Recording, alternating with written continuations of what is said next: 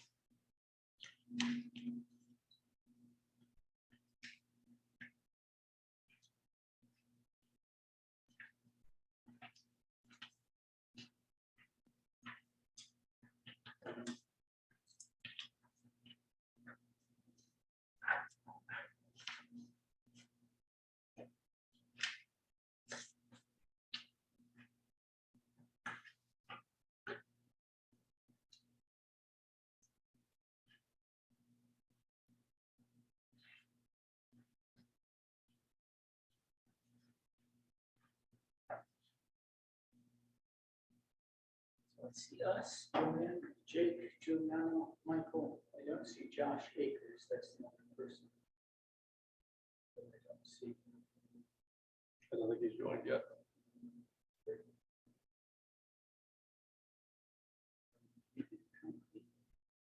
No, so it looks like we're not.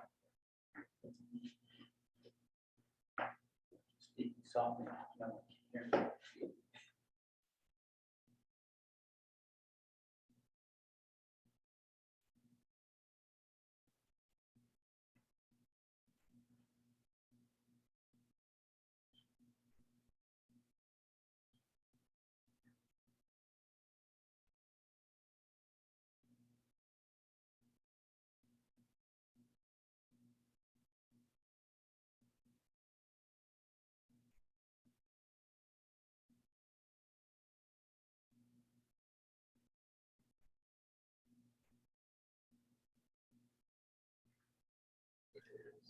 Right. Look at that. I was just sending Joshua an email and there he is. So apparently I was wasting my time and everyone else's. Sorry about that. It is 6:30 this evening, so we can call this meeting of the Barrie City Planning Commission to order. Wrong body, Michael. Yeah, sorry about that. It's the Transportation Advisory Committee. You know, having like a flashback. It's been like a while since I chaired the Planning Commission. So thanks for the correction. We're back on track. All righty. So first things first, we got any adjustments to the agenda this evening? I think there's no need for my end. Okay. In that case, we can move on to item 3, approval of the minutes. Has everyone had a chance to look at our draft minutes from last month's meeting? If there are any corrections or any changes, let me know. Yeah, I'd like to make a change Oh, sure. What's that?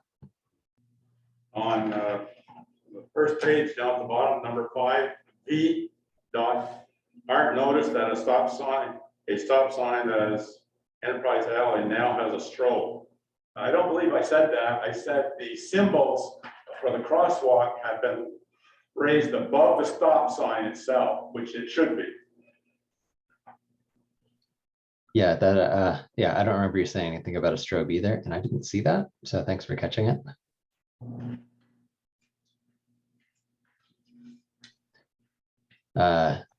Jake, have you got that change?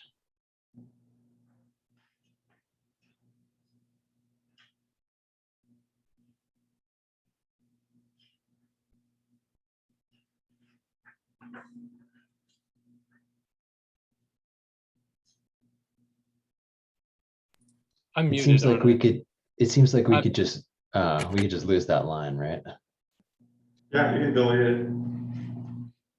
I'm just mentioning to Bill that I see that the signs got changed around, switched.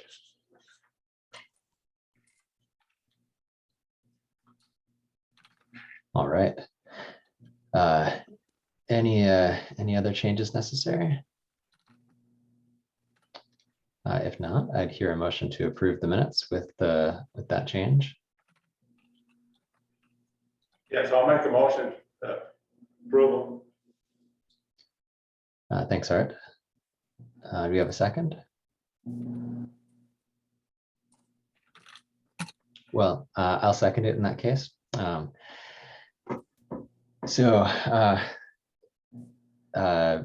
Sorry about that. Yeah, Art moved, I seconded. All in favor of approving the minutes from our January meeting?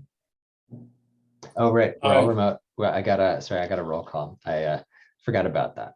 It's in the rules and procedures. It's been brought to my attention. Now I know. So I'm gonna do it in order that's on my screen. So sorry, Art, say aye or nay.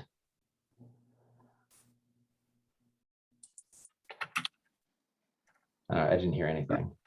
Oh, I guess, yeah, Art, I'm sorry. I don't know what I'm thinking. Yeah. I don't need to call Art. He made the motion. I'm just a mess. All right, Joanne. I was absent, so I'll abstain. Okay. Jake? Aye. Giuliano? Aye. And Joshua? Aye. I was trying to All right. unmute. I'm sorry. Yeah, that's okay. Sorry about that. All right, our minutes are approved. And Oh, Michael, sorry. just as a point of order, I think even the motion, the mover and the seconder still could vote. It's true, we could. It just didn't seem necessary, and I don't know. I couldn't see Art, so I couldn't tell if I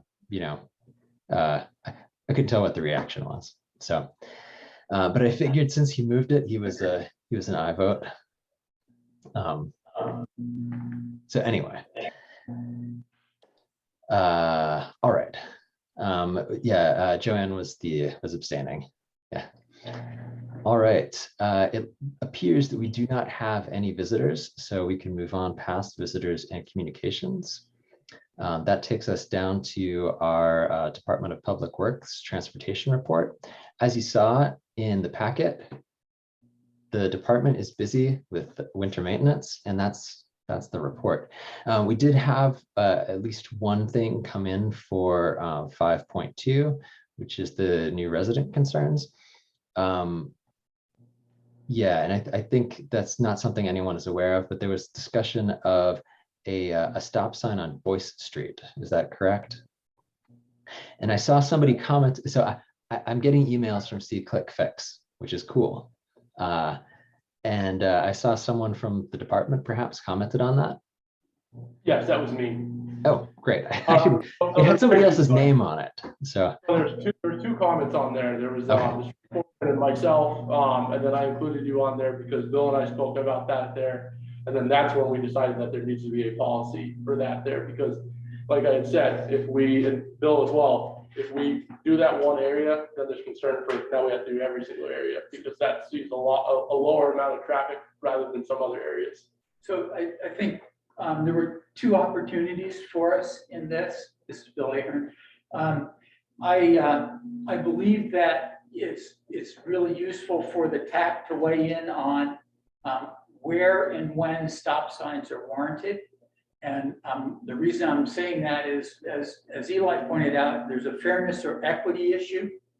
And many folks believe that their street warrants a stop sign. But if I set no criteria, then every request should be approved. With 49 miles of roads and in the vicinity of 400 intersections, the city would have a substantial amount of work doing that. And so we'd like to just open a dialogue about, so are we looking at daily traffic volumes that are 100 cars a day? Are we looking at something that's 1,000 cars a day? Are we looking at 10 cars a day?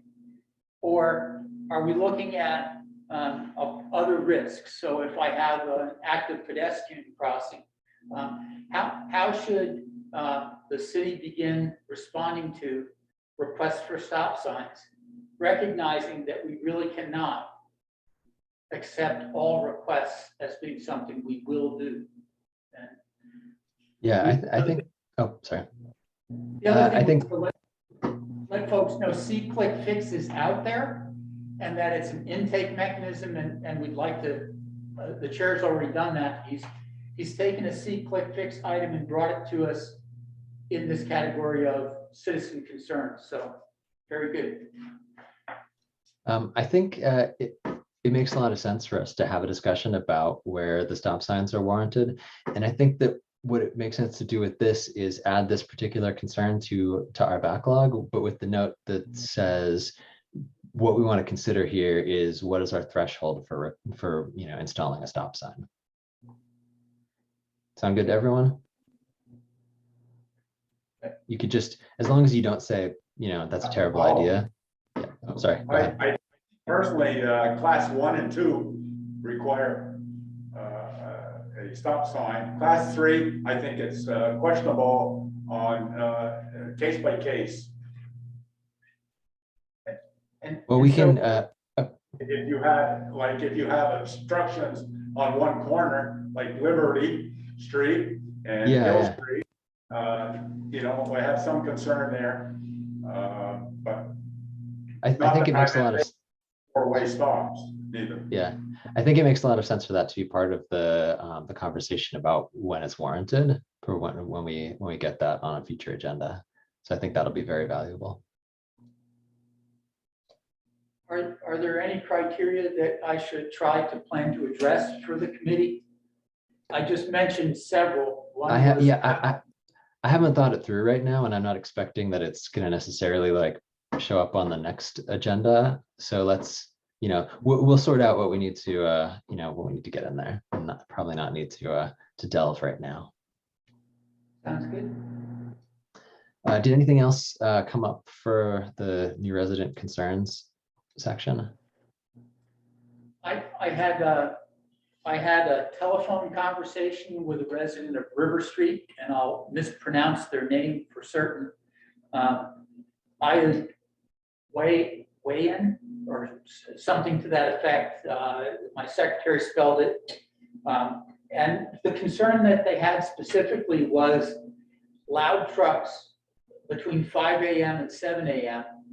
And more specifically, use of Jake brakes on River Street.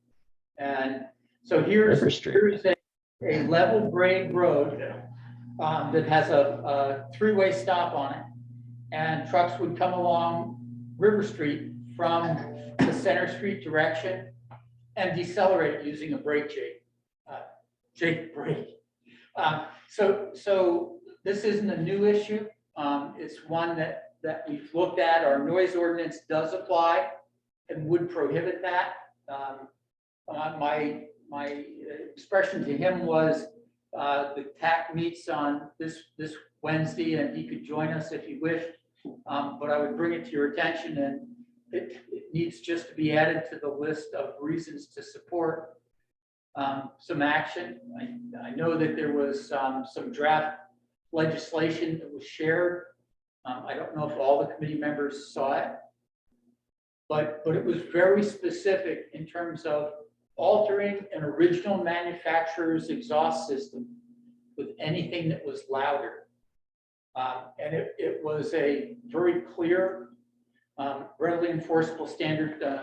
Deputy Chief Eastman is with us. He'd actually taken a look at it and shared it with some of his officers as well.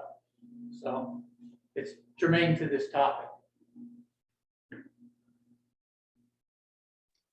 Yeah, and I know that that's on our priority list, is dealing with noise. So I think that this is I'm not sure since it's hard to know if that's really a localized problem, whether we should add it to our list of things to address. But definitely we know that noise is something that we need to figure out policy and enforcement approaches to. So that's good to hear about. Not good to know it's happening. Yes, Jacob. Thank you, Chair. I was just curious if the police department is planning to, based on the feedback from the resident of River Street, do any surveillance during those hours, just to see what's going on. So I have to apologize and tell you that I stepped out of the room for a moment and I didn't talk with that.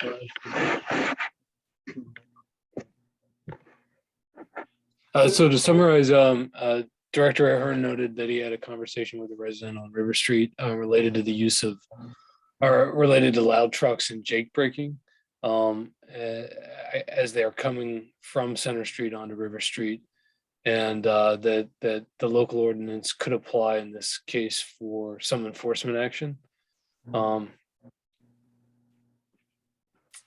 So I was just curious if that sounds like something that the police department would look into, or wait until there's more information, or need more information before acting.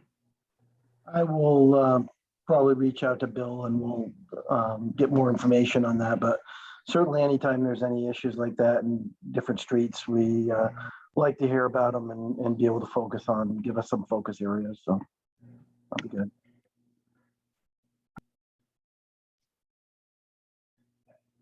Go ahead, Joanne. After the last meeting, which I missed, I had emailed folks because I was asked by someone who lives up on Upper Camp Street about the plowing of the sidewalks and how that gets decided about which sidewalks get plowed. And specifically, they were asking about Lower Camp between Hill and Washington, which did get plowed once, but has not been plowed again. And I was also asked by the same person about the street sweeping and how that gets determined, because this fall it appeared as though, or it seemed as though, we had multiple street sweepings in a fairly short window of time. So I don't know where that goes on the agenda. I don't know when they're supposed to bring that up, but I wanted them to be sort of on the list so that at some point someone could explain to me how that all gets decided so that I can close that loop with that particular resident. Thank you. Bill, is it a quick answer for how that stuff is scheduled, or should we postpone that to talk about later? I think we could quickly describe the street sweeping, and then I can share our current maps and routings. The city got a grant for our street sweeper specifically for phosphorus removal. And so between roughly September 8th and the third week in October, we put it out at least twice at night and twice during the day because the leaves are falling. And in order to make the most of the phosphorus capture, we need to do it before the leaves are rained on to the greatest degree possible. So you will see us a lot in that window, and we'll repeat. And any of the streets that are sloped, because the leaves accumulate at the drain inlets, we tend to hit them more often. And so we actually have 5 street sweeping routes. I can share them with the committee so they can see. And we actually have the person operating the street sweeper record where they went each day so that we're able to make certain that we're not on the same street by happenstance. We'd only be there if there was a known issue. The sidewalk plowing one is a more lengthy discussion, and it's one I think the committee should take up after I have a chance to prepare a map of what is plowed now. I would tell you that much of what we do is the same thing we did last year and the year before that and the year before that. So there's really room for us to look at how those decisions were made and whether they're still valid. Great. Thank you very much, Bill.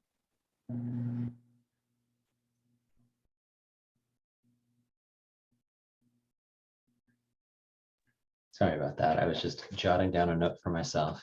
I can't see. I was just going to say I can't see everyone in council. I can't see Art. If you do want to say something, just say something like "Hey," because the camera's not going over to you. And Jacob, go ahead. Just for the minutes, Bill, were you saying that you do street sweeping just in October, or is there a spring cycle too?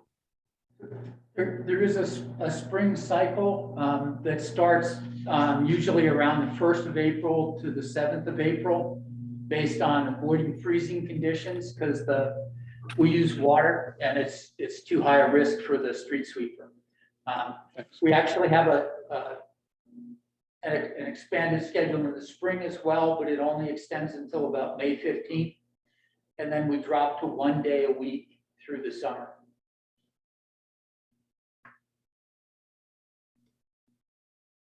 All right. In that case, we'll move on to old business. The only item in old business is the vote on the Merchant Street thing. And as I noted in my email, I'm not I don't think it's a good idea to reopen things in general. And it is not something that I intend to do on a regular basis or that I think that anyone should do. I think that there's a good reason to do it in this case, but I just wanted to give again the caveat that this is not, I recognize that it's not cool to just keep grinding away at something. But I think in this case, the motion is the clean motion, and I spelled it out a little bit this time so that we can read through it.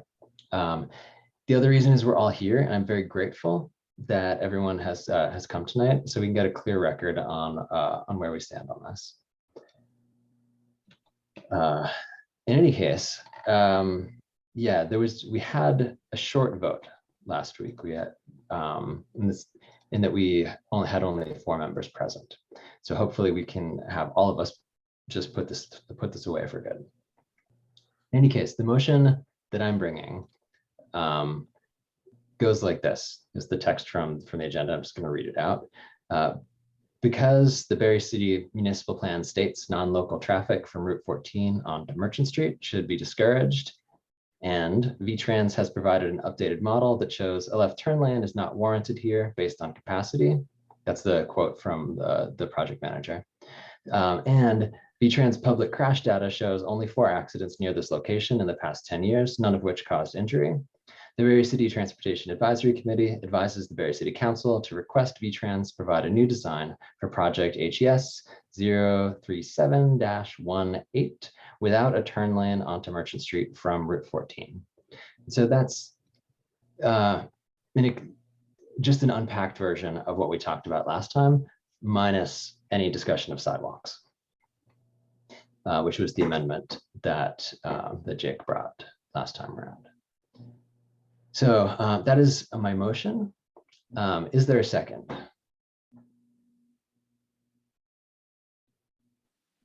I'll second that motion. All right, thanks, John. So we have a motion and a second.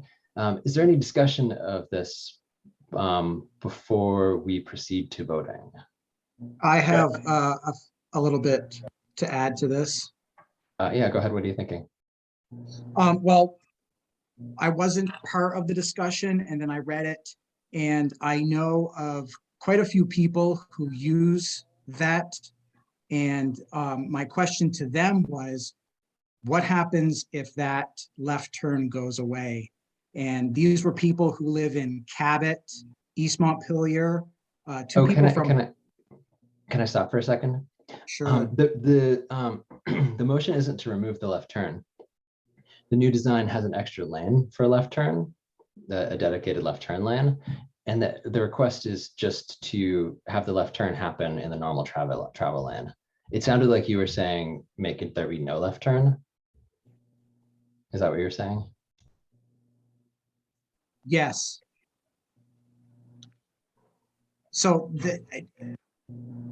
it makes it sound like to eliminate the no left, the left turn only creates a bottleneck. The way the new setup is, it's teed off, correct?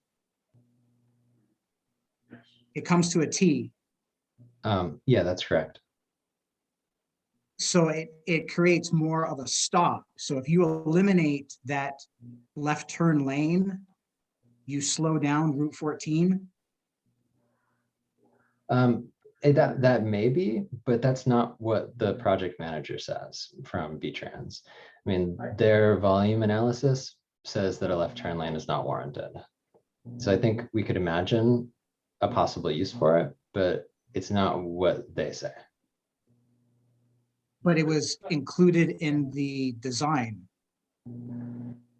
Yeah, they ran a new model, which is what they would use if they were doing the design now, and they came up with a different answer. So the design is old. It is around 20 years old, I think. And so there's a reason to have it be reconsidered. I mean, from their perspective, they said we started using a new model in 2015, and this is what the new model tells us. So was the committee? I don't remember the committee being given this. It was in the packet for the last meeting, the meeting that you missed. Okay. So I think it's important to, and the quote actually says it very succinctly, that VTrans said, based on capacity, it's not required. And so an intersection is allowed to actually require people to slow down at it, so long as its capacity to transmit the vehicles accomplishes what's required in those peak periods. And so I think your observation that if you eliminate a left turn lane, a dedicated left turn lane, it will slow traffic on Vermont 14 down. It won't submerge that intersection. There won't be long queues at it. And so there's a trade-off there. And the second piece that the project manager didn't say was there's no reason to pursue it on an accident prevention basis. And we have the information that our chair provided that suggests the type of accidents and the count of accidents aren't so severe as to be concerned about that. And again, we're looking at a period of record that is reasonably long. It's a 10-year window. I am concerned that the tool itself really doesn't seem to be as accurate as we would like it to be. But again, it's the best information that we have. I've found differences in their data and our own data from our police department. And so it's a valid question. If the model no longer says it's required based on capacity, what's the value of adding that lane? And one of the pieces the question turns on is providing a safer left turn lane, encouraging traffic, or does creating a left turn lane invite traffic? And I think that those are valid questions for the committee. Right, but I think the question would go a little further than that, which is that the language in the plan says discouraged. So it doesn't say like don't encourage, it says discourage. So, you know, it pushes a little harder.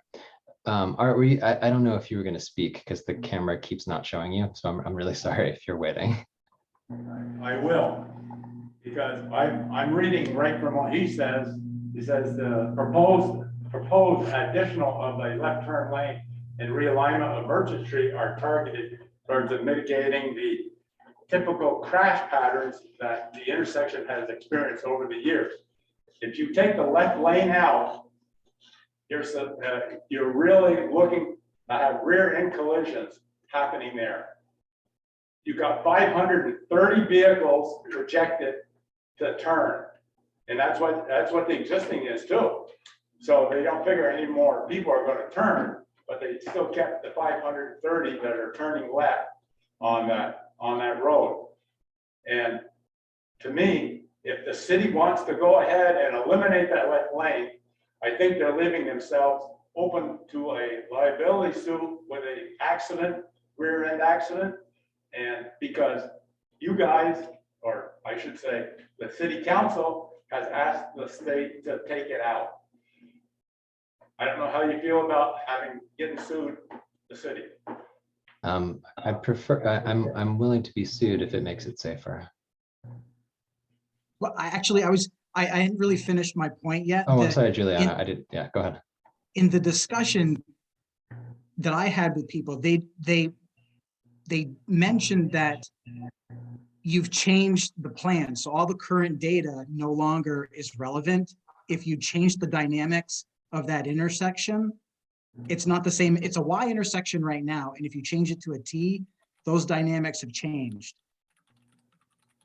Yeah, that's correct. And that's the model that VTrans is running. So they're not But running it's it also, based it's on- also based that the crash evidence is based on the Y intersection, correct? They're not No. forecasting.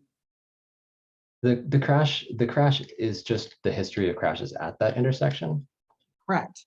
So it's a Y intersection being changed to a T intersection. So you don't have data on what Well, will happen. No, we can't have data about stuff that hasn't happened yet. That's true. But I did ask Taylor at VTrans what the critical gap was expected to be for the T intersection versus the current yield intersection. And he said that it was close enough that you shouldn't consider it being different. So So what happens there's if not- that data changes? So what if we do change it, the lane is left out and accidents increase? I mean, if crashes, it was so, first, I think in a context where the cars are already going fast and we're not seeing any serious, like none of the crashes raised to the level of injury, creating conditions that cause people to slow down are not going to increase the severity of the crashes. If the number of crashes increases by some amount, I think it is probably it's acceptable if we are making the entire system safer. So I understand what you're saying, and I think that it is valid to be concerned about changing something in a way that's going to make it worse. I think that there are really good reasons to think that this is the kind of change that we need to make the entire system safer and work better for all of the people who are using the road, not just the people who are trying to figure out a way to get from, town on one side to town on the other side. Go ahead, Jake. I'm just trying to summarize some of the points that are made. We know that the existing conditions, there is no left turn lane currently. The initial design that was under consideration takes the Y intersection and tees it off, squares it off, for safety reasons. And there's a proposal to put in a left turn lane onto Merchant Street, which the engineering has noted is not warranted, if I'm following right. But as Bill notes, there could be other potential reasons why you may want that or not want that, and there could be dynamic changes or to change the patterns to the street. It sounds like though that the left turn lane would add expense to the project, which is public money. And we got a letter from a resident saying that they're very concerned about the level of traffic on Merchant Street. Our municipal plan says that through traffic on Merchant Street should be discouraged. And I'll say I was out campaigning and knocked on a lot of doors on Merchant Street. I had about 6 people complain about the level of traffic and the speeding, the through traffic on a residential street through that neighborhood. And my gut is that if you make a slip lane, you're encouraging more traffic to use our neighborhoods as cut throughs versus trying to keep traffic on our primary corridors and state routes. Is that all fair and accurate, would you say? Maybe not. Your face says no, Michael. I don't know. No, it's totally accurate. I think you misread my expression. I was looking around to see if anybody was waiting to speak.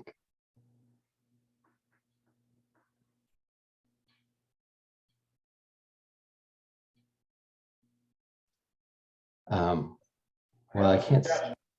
Go ahead. This is public money. It's 100% federal funded. There's no taxpayer bearing directly going into this project. So if we say you don't want this, or you don't want the left lane, or you don't want the project at all, just make it one-way street out. Then no traffic will be coming off Route 14 speeding through. I think I made that suggestion before. It's true, but I don't think we can. I don't think we can do that. No? Just on our own here. That would be a lengthy period of feedback. But if we do have this construction project that's coming in, I think that it makes sense for us to try to make it the best one that we can get. So we can get the safety benefits of the T intersection, but we can try to prevent it from, degrading safety in other ways. Sorry, did you say something? I just don't think it's a good idea for us to take that left lane out. It serves a purpose, safety-wise. I mean, this intersection is for safety. Just because the warrant of capacity doesn't allow it any longer, the safety issue is still there. And the reason for that is rear end collisions. And you don't have that situation now, so you cannot know what how many accidents there's going to be. Well, I do want to. I didn't give a lot of time to this issue, so I don't want to spend a lot of time continuing on this. But am I mistaken, Art, in my understanding of what the critical gap is for? That's the opportunity for you to turn across opposing traffic, right? And he said half a second. No, that's the delay. The critical gap was something like 4.1 seconds or something. And he said that in both intersections, the gap was the same. So really, there's not, as I understand it, and from talking to Taylor, I continue to get this impression, there's not a lot of expectation that the backup will increase very much because the critical gap remains the same. The vehicles will probably slow slightly more because they're making a different turn, but it seems to me like the characteristics, can I even say this word? Characteristics of the intersection are not changing so much that it's going to dramatically change the queuing patterns. And that's based on the critical gap number that he gave us. So it's hard for me to see where the problem is. And so if I'm mistaken about that, it would be good to know. So I think one of my concerns with the assertion that the critical gap is similar has to do with how you measure and what critical gap means. And so if you look at that long angle intersection right now, that can be negotiated at 25 miles an hour. And the fact that it's a longer crossover distance makes that critical gap similar to the critical gap for a vehicle that's at a stop turning left. I see. So it's that stop that makes it shorter. All right. So I think that what I was saying about the queuing, it looks like I was drawing the wrong conclusion there. Okay, so it's unsupported. Maybe it might not be wrong, is what Bella seems to be saying. But in any case, I haven't seen the information that suggests this is going to change things a ton, especially with the historical crash data and the lack of a warrant based on volume. In any case, if anybody else has anything left to add on this one, I'll definitely hear it, and then we'll move on to a vote. The only thing I'd like to say to this is Joshua, by the way. Critical gap for a 25 miles per hour zone is 7.45 seconds. And so 4 seconds isn't enough to really change anything in regards to that. And the left turn lane at least grants people the opportunity to take a second and breathe to turn.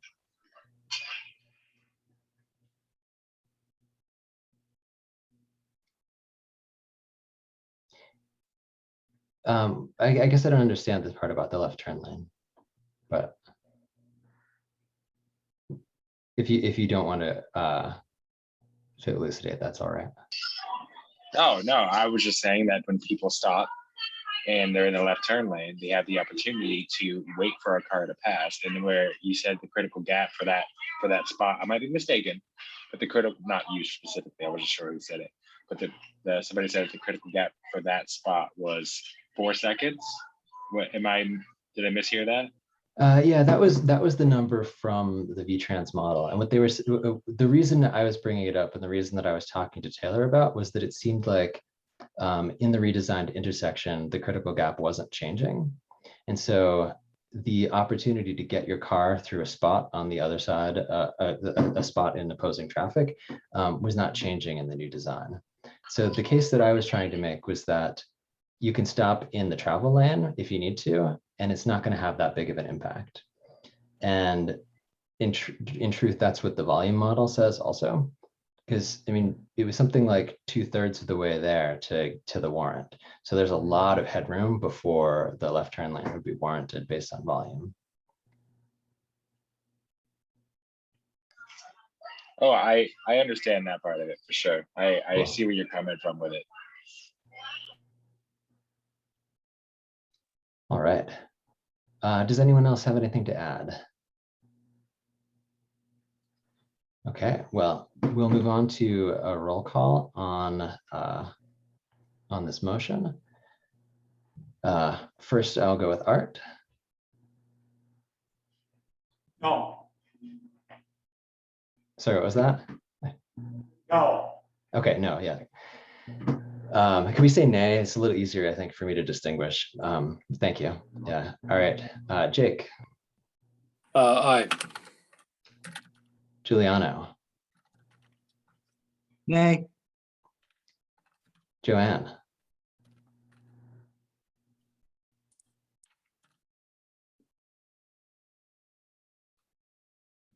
Aye.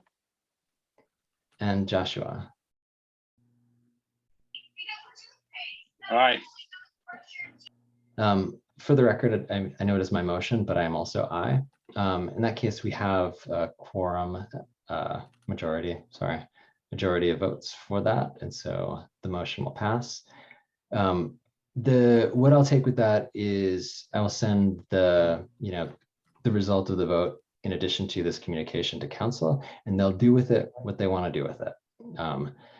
It could be that they decide to take no action and then things just stay the way that they are. But it will move on. Thanks everyone for being willing to stick with this one. Next up on our agenda is new business, which is the Vermont Agency of Transportation's Transportation Planning Initiative. This is, it's a request for projects from the CVRPC. I got in touch with their planner, Christian, what's his last name? Christian Meyer. And the story is basically, they've got up to $30,000 for planning and study projects that we make a short application for it. And then they will do the project management, find a consultant, do the legwork, and then supply us with a product.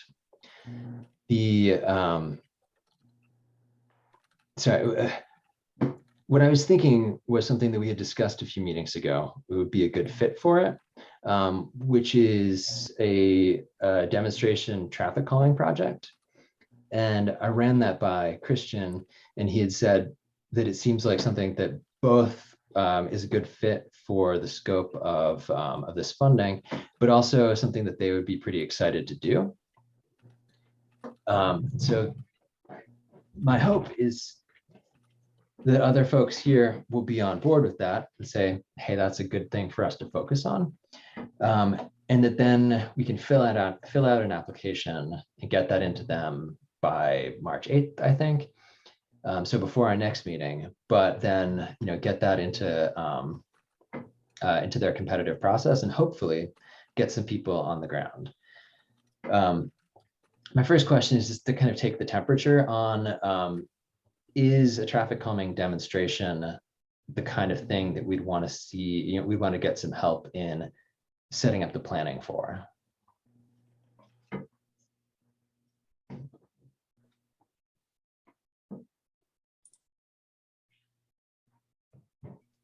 Go ahead, Jake.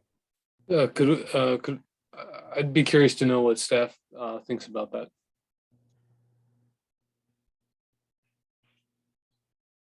Oh, yes, go ahead, Bill.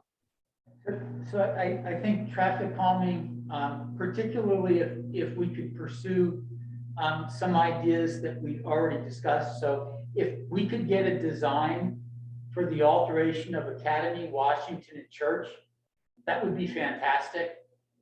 So we've roughed something out that we believe would work, but we haven't actually done dimensional analysis.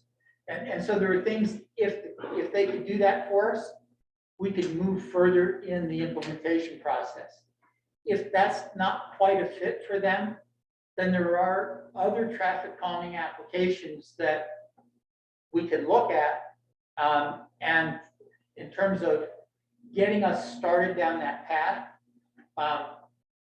it's a good way to get us going. So for instance, if I looked at the South Main Street corridor, and I know I have a lot of children that walk it, what could we do there for a comprehensive traffic calming plan? So we've tried some serpentine parking. We haven't added bulb outs. Should we be looking at altering street widths? There's just a lot of pieces to it that if you took a comprehensive look at the city, looked at one or two of our key corridors where we want to make improvements, North Main Street from Berlin Street to 5th Street.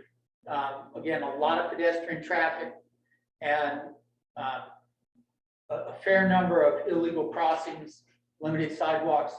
Looking at that from a traffic calming perspective could be valuable. An area that I think the city needs to pursue also is the concept of traffic circulation analysis. So if we make changes, what happens? And I'll use the 2009 plan as an example. It's a beautiful plan. It looks really good, but there's absolutely no traffic analysis to support that. Which one is 2009? I'm not aware of. This is the Summer Street plan. If you Oh, look for, it's an example where we have a plan, but the circulation analysis to support it was never done. And so getting that type of information to help the city decide what happens is a great idea.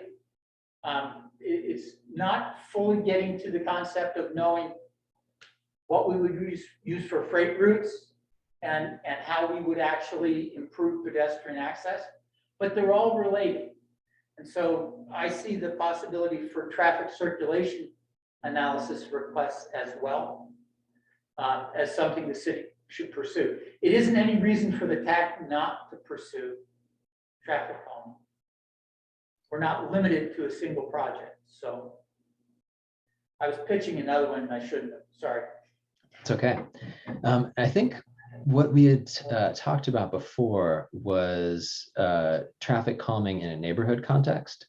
So not necessarily traffic calming on one of our arterial routes, but to identify some, highly traveled, but not class 1 highway road that we could focus on where, and I think that the wins here are twofold. One is you get a demonstration project that is not right in people's faces quite so much, is making a change to one of the major roads is a little more controversial. And the other is that if we can focus on traffic calming on a residential street, that when there's, dense residential development adjacent, we have a really great ability to improve people's, the quality of life by changing what their street is like, but also to increase property values in all of the adjacent development. And so I know that we had talked about Hill Street as a traffic calming thing in the past, and I'd said, hey, please let's don't. And the reason for it was just because of how many Hill Street residents and Hill Street nearby residents we've got right here on the TAC. I think we want to do somewhere else first. So to me, what I was thinking of is I've got a list of a few places that I think are some of the the streets where we get the biggest bang for the buck. And we were talking about Merchant Street before. I think it's worth considering. I think Seminary Street, though we do have a committee member who is a resident there, is also it's a street that gets a lot of traffic that can see a lot of improvement. Eastern Avenue, I think, is another one that could potentially have a lot of benefit. We don't have counts for that street, so I don't know quite how busy it is. My personal favorite, though, is Berlin Street, and that's what I would advocate for, because it sees 5,000 vehicles a day, and there's a ton of houses in the neighborhood right there that would benefit from having a more aesthetically pleasing street, had slower moving traffic and more landscaping. I think that the end of whatever traffic calming we do is also going to give us opportunities to do things that are going to just improve what the experience of being on the street is. So anyway, that's my list. Wondering what people think. 5,000 cars a day. Nobody said. That's what the state data says. Art. And if you speak, could you speak up a little bit? Yeah, I was just wondering, Prospect Street gets 5,000 cars a day. No, Berlin Street. Berlin Street? Yeah, Prospect Street gets close to that. I think Prospect Street is in the 5,000 range also. 14 doesn't have that, does it? It does. Which part of 14? Not according to the figures I just read. Which part of 14? 14 North, he's asking about. Oh yeah, that's true. No, it doesn't. Yeah, that's not. Yeah, Maple Avenue is not. It's not as highly traveled. Yeah, only 16 going north, 13 something coming south. 1,000. I'm sorry, 1,600 or 1,600. Yeah. So I think the other thing is the Berlin Street data is readily available from the intersection with Vermont 62, as well as 302. So there's good hard count data on Berlin Street. Yeah, and I think that one of the other benefits that we would have if we thought it was a good idea in terms of moving forward with the project, we already know that we have active citizens who are engaged in pushing to make changes, and sometimes exactly the changes that would be likely to be recommended by whoever the consultant is. So I think there's a high likelihood of getting community support for that kind of intervention there.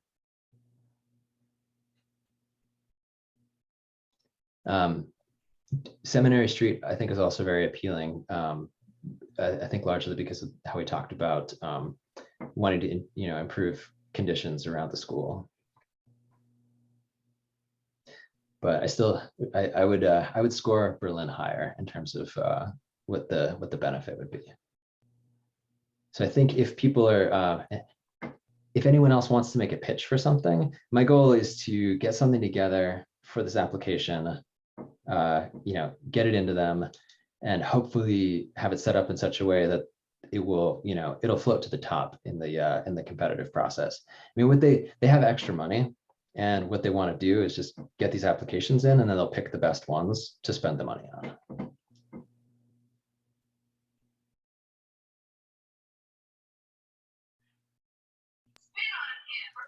I think you're right. I think it's time to start moving something in a more positive direction than, just sitting here not. So I think putting something in is better than nothing. All right. Are you okay with Berlin Street taking a Berlin Street? What's with my mouth today? I don't know. Yes. Yes. Yeah. I've been nodding in agreement, but I got it. So. All right. Good to hear it. Okay. So I don't think,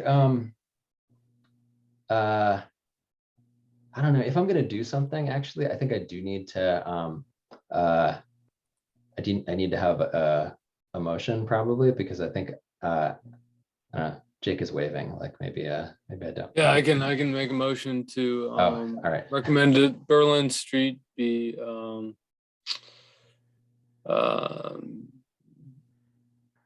our improvements to Berlin Street through the Vermont Agency of Transportation Planning Initiative be considered for a traffic calming project. Yeah, it's the CVRPC though, actually, I think, not VTrans. Oh, I'm sorry. Yeah. That's okay.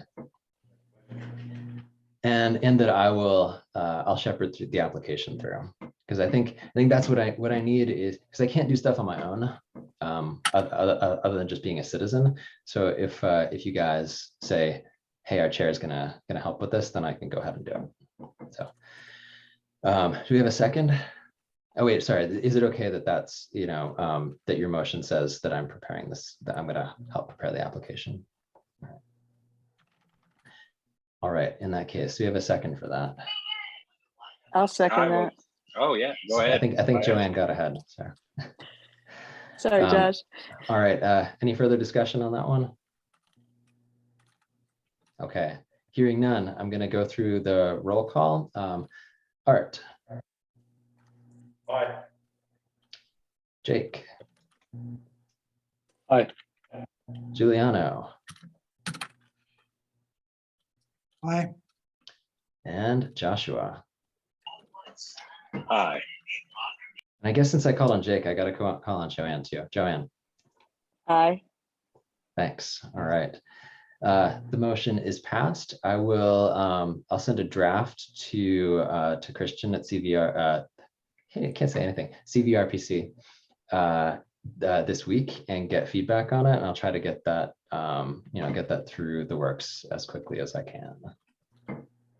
I guess just to, if we do get the funding, the way that they would set it up is that they would do public outreach and through visits. So we would get a chance to go and talk to people in the neighborhood who are giving their feedback. So I think, there's a lot of good that could come out of this if we, if we get it. So I'm looking forward to it. Jake. One last follow-up question. Is this the same funding source that Berlin is using for their multi-use path around the mall that they're working on? Does anybody know? You might have to ask Christian. I don't know. Yeah. Okay.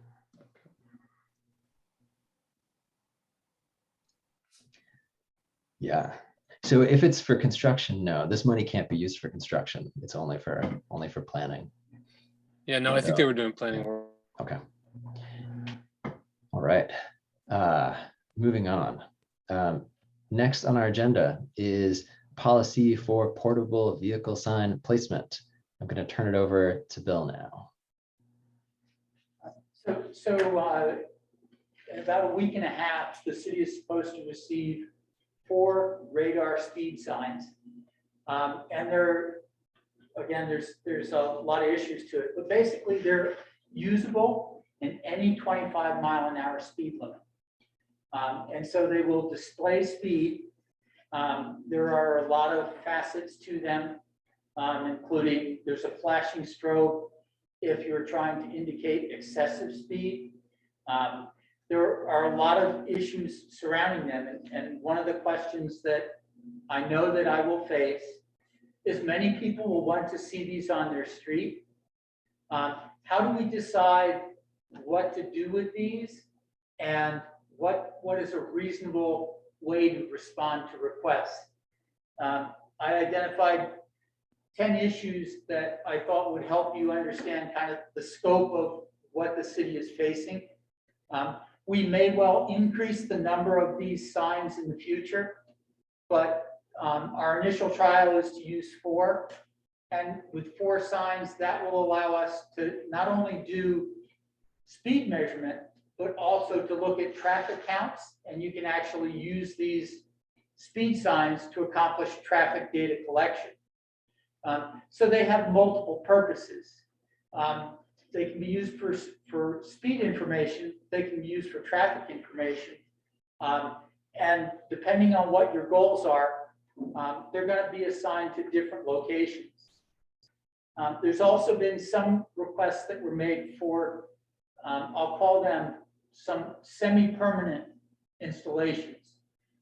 In particular, when we look at the 2 major corridors coming into the city, 302 East and 302 West, the idea of permanent stationing of 2 of the signs to try to influence the largest vehicle counts coming into the city. So I have a lot of questions that have already been posed about how will we use them. I'm not asking the committee to determine that tonight, but it would help me a great deal in trying to draft a policy for your review and input, to hear what people think it's most important to use them for. And literally, it's a question of, should we be prioritizing these first 4 for speed activity? And so we're looking at not necessarily trying to deploy them in a set at one location and dispersing them. And should we do that for the first 6 months? Or should we equally weight those and decide, okay, we'll use them both ways. Sometimes we'll put them all in one location, get 4 legs of an intersection, Prospect and Allen and Bassett, for example, where there's a lot of changeover. We don't know what's there. These signs could actually be located to give us that information. And I'm not sure which is more important. I can tell you that in terms of public sentiment, I think speed is probably the bigger issue right now. And I think longer term, understanding traffic patterns better is a good use for the signs. But I'd love to hear kind of the committee's take. What's our primary goal with these signs? They're radar speed signs. They will be set to the 25-mile-an-hour speed limit. They'll display speed typically from 23 and up. They'll go black at 35, and a strobe light will flash, because literally another problem with this is that enthusiastic young drivers enjoy them as a way to calibrate their speedometers. And so if they see this sign, it's a challenge. And that's why we shut the sign off at typically 10 miles an hour over. At that point, there's no glee in having the sign shut off, and we don't inspire them. So there are those types of things that we can do that are all speed related. And I'm probably leaning that way myself, but I'd like to hear what folks think. I concur with that priority. I think that it's much more valuable to put down a marker to say we care about speeding than it is to gather the speed data right now. To change the behavior as the first thing. My thought would be, I would lean toward placements at as people are entering the city where there's the first dense up, the first built up development. So that it's, you know, we wouldn't put it right where the 25-mile-per-hour sign is on, say, like North Main Street. Because that's pretty far out where from people understand they should slow down. But it seems like it could be very valuable to give people an extra nudge to slow down where things get more, you know, where there are more people around, basically.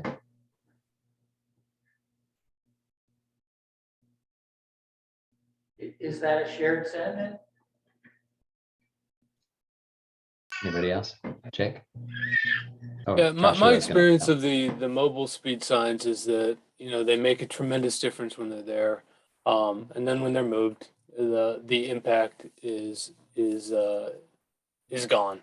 And so I think it'd be much better to pick fixed locations where we know there are issues, and that staff come back with a recommendation of, you know, a top 10 placements based on the observations of the police departments who are out there observing what's going on certain corridors, and the public works crews, and then and maybe have a neighborhood survey, or just put it out citywide. Say, do you live on a street where you're observing dangerous speeding? And see, just as a, you know, certainly some people are more inclined to answer surveys than others, but it might give an indication of some of the hot spots where people are frustrated with the speeding. Because and for, gosh, we could do 20, and we probably need them.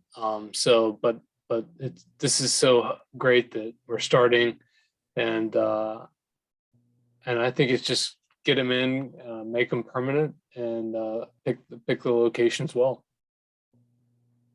Well, these first signs could be a sentinel for a permanent installation, and then we can move them on to the next place where they're gonna you know, see if they have the right impact.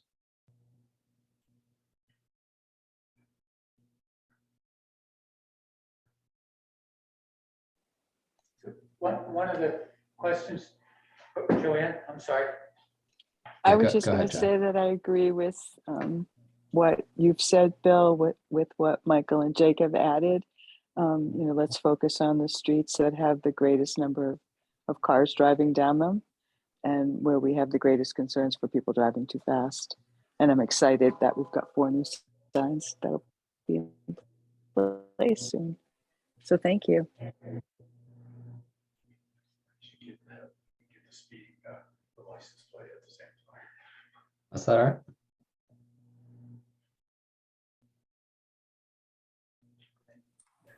That was a brief side question about, can we use it for enforcement if we get the image of the plate? No, Sadly, no. Yeah. much as we might like to, no. Yeah. Police officer. Go ahead, Jake. As another quick sidebar, I hear the Senate Government Operations Committee is considering the charter change to grant the city authority to lower speed limits down to 20 miles per hour as warranted. So that's another potential interplay with future signs. That's good news.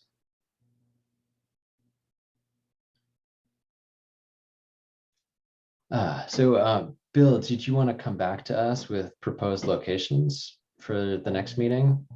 And I'd that's, like to do that. I'd ask one more question, and that is, yeah. does the TAC have, so if I cover the entry points, would the TAC really like to see them there? And Jake mentioned on a permanent basis. I'd like to be able to move them about in order to get more data points and see how they would work. At the same time, there's no reason I couldn't say dedicate 2 and then relocate 2 on a 30-day basis. And the interest there is to see how they work for data collection. Is that what you're saying? Yes, yeah, and see what beyond, for instance, what 6th Street and the crest of Washington where it meets Waterman. Those are 2 points that I say are potential permanent locations. But what about South Main Street near Parkside, or South Main Street near the railroad tracks? And trying to pick other points of data collection for purposes of, it would help us define where our traffic calming objectives might be most clear. So I think the ability to move some of them is important, and to demonstrate that having more for the purpose of data collection would be useful. Jake? I'd be happy to come back with a Yeah, policy. no, Bill, I think that's a really good point, and you know, I like data and analysis. And I'm just thinking that you know, I could see where that could be really useful if there's staff capacity and time to be moving these around and studying the impacts. But at the same time, you know, it's a little bit like the house is on fire, and is the fire chief going to wait? Can we measure the to- flames? Yeah, to measure the flames before just putting some water on the house. And I think we have 4 coming. Let's get them in. 4. There's another $20,000 in the equipment budget. You know, as long as I have a seat on council, I'm going to continue to push for funding for these. But based on what I hear all over the city, people just totally frustrated with speeding. So if you think that, you know, mobile signs are going to help put out the fire, I'm all for it. But I do think that some consistent placement, like the ones you see entering into Plainfield Village or Cabot or East Montpelier, they're everywhere. They seem to be mostly stationary at gateway points where there's a speed transition or an open corridor with wide lanes where just people are going to be inclined to speed because the road's designed for speeding. I would just start putting them in and keep asking for funding to put them up and collect data based on those stations. Yeah, I think what I would say is if you come back with 4 locations next meeting, we don't assume that those 4 locations are the 4 permanent locations, but just they're the 4 installs. And we can then, you know, start to see how they perform there, what kind of data we're getting out of those locations, and then take the next step and decide, okay, do some of them need to move? But the first step is just, you know, give us 4 locations. Does that sound good? So that sounds good. I would ask, since the next meeting won't occur until the 3rd week in March, that the advisory committee understand, I'm going to place them out there just to turn them on and Okay, make sure we know how to use them. But we will bring 4 locations back, and we'll plan on putting them there after the TAC recommendations are settled. But that sounds excellent. If I can make a suggestion just from listening to it, as far as locations are concerned, I think high traffic school zones or school bus stops would be beneficiary. Because maybe if we're gonna have people start to slow down for any reason, just to test them or whatever, I'd rather see them in safe zones for children's sake. Yeah, and near Parkside is one of those. If that ends up being on your list, Bill.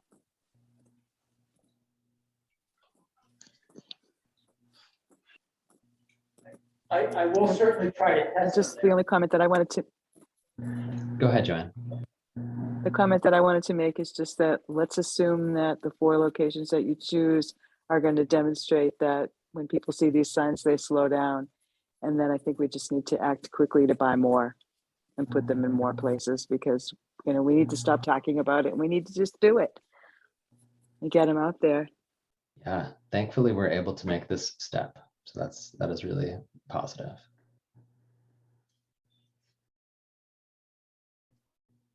All right. Is there anything else on our vehicle sign placement? All right. Hearing nothing, move on to new business 3, which is about meeting time. Again, I know we briefly discussed it last time. part of the reason I'm bringing it up again is that I do think it will be easier on staff to have it happen at the earlier time. And I've partial confirmation of that. And the other reason is that I would like to change it because I would like to do it at an earlier time. So if I leave it open to everybody else. If everyone else is like, this is the time, it works for us, so this is good, that is fine, and I won't bring it back up.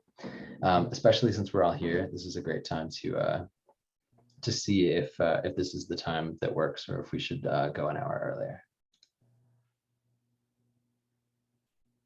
Anybody have any thoughts? Yeah, it worked for me, 6:30. Yeah, I remember because of the Elks, right?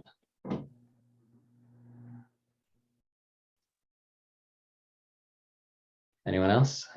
Yes, 6:30 works better for me. Okay. Just because I get out of work and then I'm able to get home and take a breath. That makes before sense. I hop in. Michael, I'm having connectivity problems and I wasn't able to hear what the earlier time is. Oh, I was thinking 5:30. Okay. So far, both Art and Joshua have said that's not a great change for me. So I think in the absence of people saying yes, we should change it, my preference would be to not do anything and just leave it as it is then. All right, cool, that's settled. I'm sorry to anybody who was hoping for a change. I am okay with this time also. Next up, item number 8, the date of our next meeting.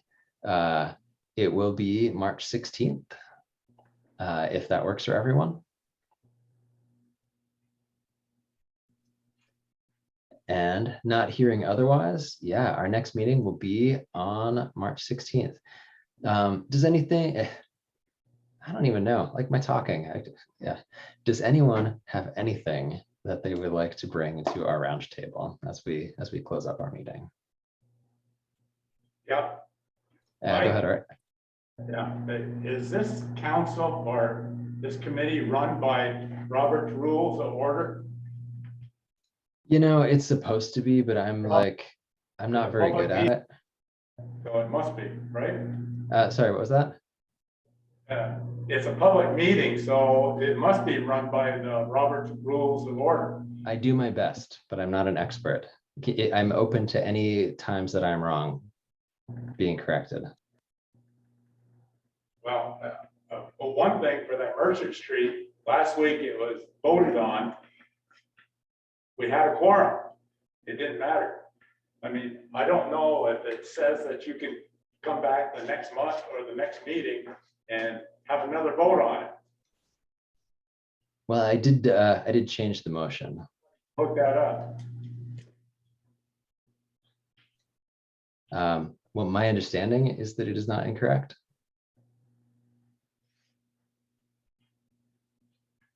But I do appreciate the criticism and I will look it up.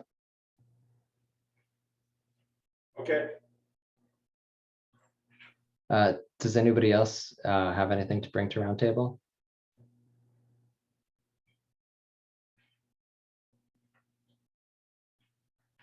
Not here, Oh, sorry, what was that? not here. Well, I think we're probably, oh, go ahead, Jake. Michael, I do. Oh, sorry, go ahead, It's Giuliano. Giuliano. I just do have a question that we did bring up the issue with the radar and there's the sign on Air Street that is not working. And there was Bill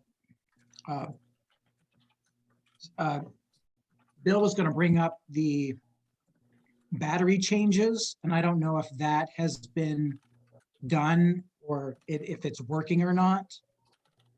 I don't know either. So thank you, Giuliano. We did intend to change the battery. We're trying to find the key to the cabinet at this point. And if we can't find it, we will drill the lock and install a new battery. we're reasonably confident that the battery is receiving charge, and we're looking at reorienting the solar panel, but we'll put a battery in it and get it operational. And I apologize, it hasn't been done yet. And my next question is, if that doesn't work, would the city be able to move the sign maybe 25 feet further down so it does get the sunlight it needs? The short answer is that makes great sense, and yes. Okay, thank you. All right, Eli? Slight reiteration of that, I got the cabinet open. I'm looking for the battery currently right now. I have 6 shops trying to find this battery in this country. It's impossible to find, that I've been told. So that's the only thing I'm waiting on. And then the placement change, I spoke to Bill about that there, because currently it's tilted towards the tree that's at the abutting house. So I would like to change that there down. I will get a location from Bill, so that we can get that changed. But the battery is, I'm just waiting for the battery to come in at any company, and then we already have it on order. Thank you, Eli. And Jake, did you have your hand up earlier? Oh, yeah, I was just gonna note that the council last night approved a railroad crossing improvement under the consent agenda on South Main across from Trowel and Holden. It looked pretty straightforward and routine from my perspective. And gosh, I had something else, can't remember. This is my 4th meeting this week.